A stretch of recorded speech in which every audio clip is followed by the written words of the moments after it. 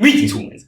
I'm Andy, and I'm George, and welcome back to the Windmill full of horses. Vola, Vola, Vola, Vola, Vola, Vola, Vola, Vola, Vola, Vola, Vola, Vola. So, in case you didn't know what we were reacting to, the band is called Vola. Yes. And the song is called Paper Wolf, and it was requested by Brian Sipe, who called it, I think, he had a pun for it, like I have puns for it. Something like tree something. We're gonna put it on the screen. We're gonna put it on the screen, yes. But how would you call it? Dead tree canine. Or something like that. Dead tree wild canine. Mm-hmm. Something like that. See, now you know that when he does it normally, he actually thinks it ahead, because now I put him on the spot and he fucked up. I do think it ahead, but I never notify him. Like, as we're getting, okay, people aren't even gonna know what we're talking about. I have a habit of screwing up song titles. Yes, that's what we're talking about. And I screw up song titles a lot more than bands screw up music. And Vola does not screw up music because they're great at it from previous experience. The only reason why you think you screw up song titles more than bands screw up music is because you only listen to the bands that don't screw up music. Yes. Because they're the ones that actually make it. Yes, they are. But they're a fraction. You're wrong. They're a fraction of all the bands, and there's actually plenty of bands who screw up. Yes. Yeah, but we're not listening to those bands. I mean, no.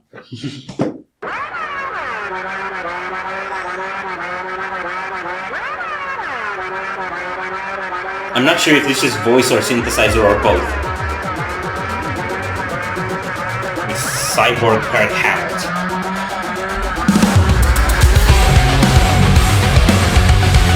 Oh! Move it up, Adam.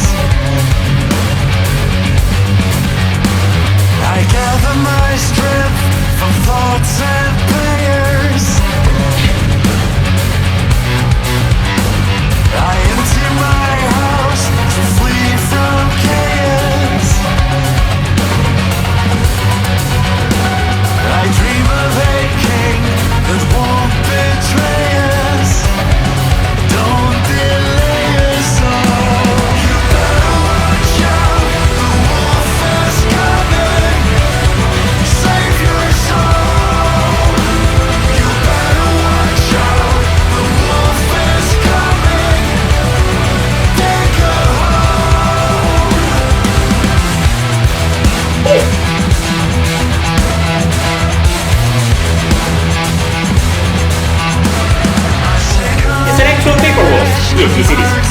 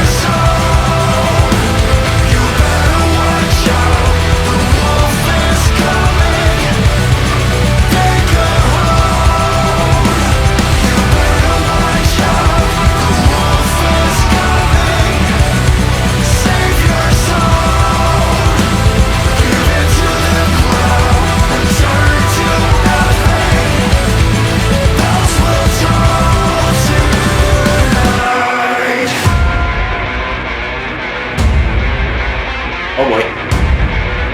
It's gonna get nasty.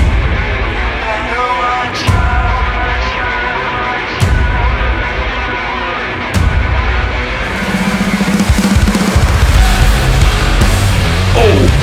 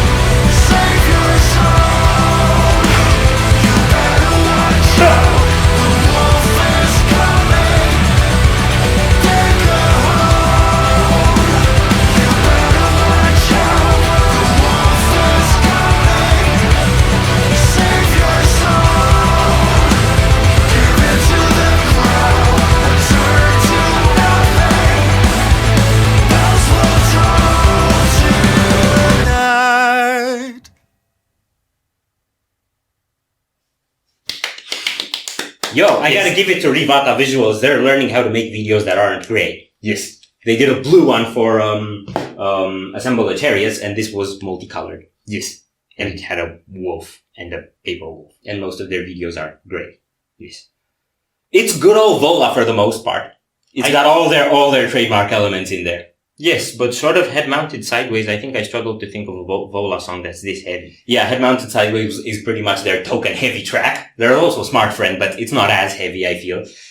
And this one's joining that trilogy as well, you might say. Yeah. And that intro riff actually had a bit of a Tesseractile vibe. Yeah. It kind of did. I love their sound production. I love the guitar tones. I love the bass tones. And I love the little noodly stuff that they do on the keyboards that add this very digital edge. Yes, I really love that. Especially given that I think it comes on the chorus when you have like chords and a pretty open groove. So not anything else is really dynamic. It's pretty much breathy. Yeah. And then they have that keyboard on the background that still sort of keeps the other tempo in check. Mm-hmm. That's really nice. Yeah, but I feel like it was more discreet here than it usually is. Yeah. Like in songs like Ghosts or Smart Friend, the keyboard in the chorus is just over the top. It's over everything. Here it was just that sort of noodling in the background. Yeah. It's like you have big boys with guitars and then somebody's playing a toy keyboard in the corner of the room. Yes. That's what it feels like. It's like the keyboardist is the shyest member of the band. Mm-hmm. So he's like at the edge of the stage hiding behind the curtain. Yes. And you can kind of see a corner of his keyboard and a finger. That's one way of putting it, I suppose. I'm sorry. No, don't be. Awesome grooving, because Adam, and that's what he does. Yeah. And awesome vocals. Like, these are some of the most, like, warm, homely vocals in all of metal. Yeah, and this is what really strikes me about the heavier Vola tracks. Mm-hmm. Aster has a really soft kind of voice and really melodic and really soothing kind of.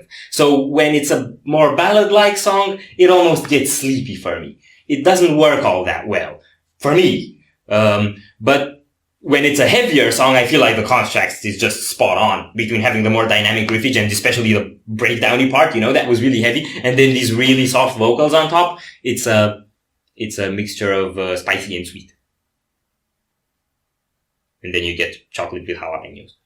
There's a reason why I didn't say his name. His name is very weird and we're probably saying it wrong. Plus you have to say ass. No, you don't, because there's only one S, is there? Yes, there is, but it still sounds that way.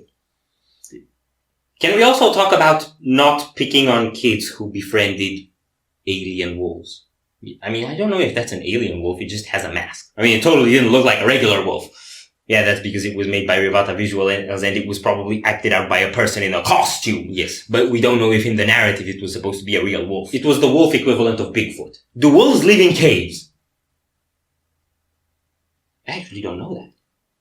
I suppose if I was a wolf and it was raining and I found a cave, I'd go in. Yeah, probably. And then if someone threw an apple at you, you'd throw it back out. Yeah, that was the most wholesome thing. Like, it was 3 times her size, but it still played fetch. Yeah. I like this. I like this a lot. Vola's getting better for me. Vola's one of the most wholesome bands in prog. Yes. Are you done with? Yes. So if you enjoyed this reaction, we greatly appreciate the likes and shares, and if you want to see more, don't forget to subscribe with bells on. Thank you very much for stopping by. We hope you enjoyed your stay, and we'd love to see you back at the Windmill very soon.